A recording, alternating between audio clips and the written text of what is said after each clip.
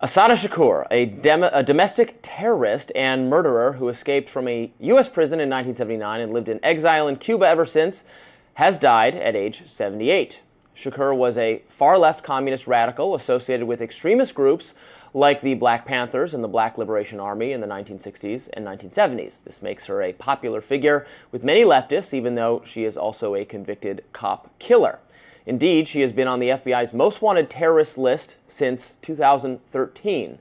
Of her numerous crimes, the most heinous, of course, was the murder of New Jersey State Trooper Werner Forster on May 2, 1973, during a traffic stop.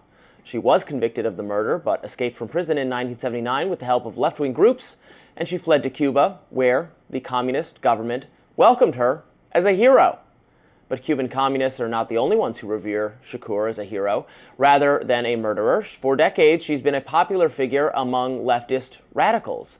News headlines from mainstream and progressive outlets often recognize her as the godmother of Tupac Shakur, as if she were just another celebrity. The New York Times obituary describes her as a convicted revolutionary.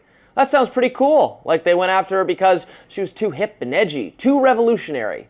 But no, she wasn't convicted of being a revolutionary. She was convicted of cold-blooded murder. She was also charged with numerous other crimes, by the way, including bank robbery, armed robbery, other murders. Those charges didn't stick for a variety of reasons. Cop killer did stick. She was convicted of it. I think that's not the sort of person we would want to hold up as a role model. Call me crazy. And yet leftists are using the occasion of her death to memorialize her as someone who spoke truth to power and fought for a more equitable world. Seriously, the remembrances are pouring in. The Democratic Socialists of America wrote on X, "Rest in power," and thanked Cuba, an authoritarian state that brutally jails dissenters, for their solidarity and loyalty, allowing Assata to live out her days in Havana.